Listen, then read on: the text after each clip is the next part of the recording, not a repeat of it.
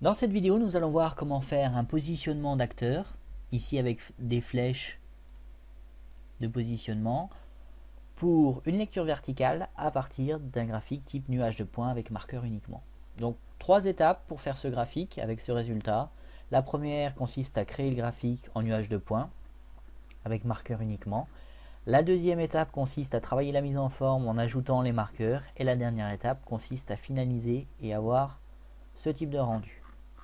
Donc, avant de commencer, on va d'abord créer les flèches qui vont nous permettre de faire nos marqueurs. Donc pour cela, vous allez dans l'onglet Insertion, Forme, et ici vous pouvez faire des flèches pleines, comme ceci. Vous pouvez les dupliquer en maintenant la touche CTRL appuyée et en faisant l'autre choix de couleur. Vous pouvez changer de forme ou sens de flèche en ajoutant une forme.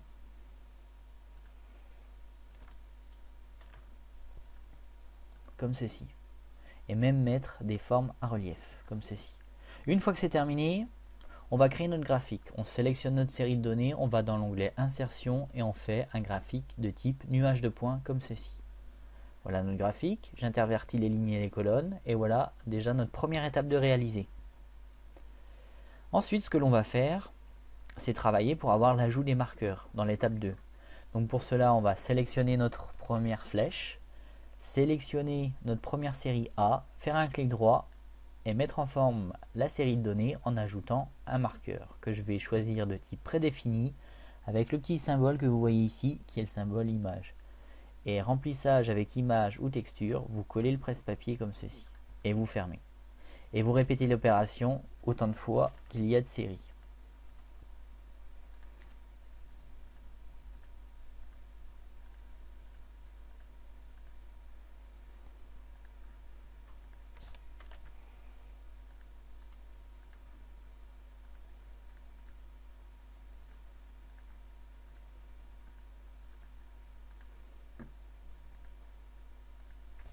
Surtout faire bien le CTRL-C avant de sélectionner la série.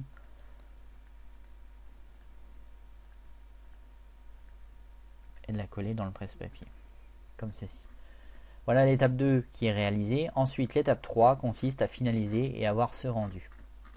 Donc c'est assez simple, vous supprimez le quadrillage, vous supprimez l'axe des X. Bien entendu, au niveau de vos séries, vous faire bien attention. Il faut également, au niveau de la couleur de la ligne de marquage, mettre aucun trait. Sinon, vous aurez un petit encadré autour de votre flèche ou de votre forme que vous aurez choisie. Donc ici, couleur de la ligne de marquage, bien mettre aucun, comme ceci. Et enfin, vous sélectionnez votre graphique et vous réduisez comme ceci vers la gauche. Ensuite, vous travaillez sur l'axe en le sélectionnant et en faisant mise en forme de l'axe. Au niveau de la couleur du trait, vous faites un trait plein. Vous pouvez augmenter ou changer de couleur comme ceci. Et pour augmenter, vous faites comme ceci. Vous pouvez également même augmenter au niveau de la police en sélectionnant simplement et en augmentant comme ceci. Une fois que c'est terminé, vous réajustez ou vous enlevez par rapport à la légende si vous n'en avez pas besoin pour arriver à ce résultat. Voilà comment arriver à créer un graphique de positionnement d'acteur en lecture verticale. Je vous remercie pour votre attention.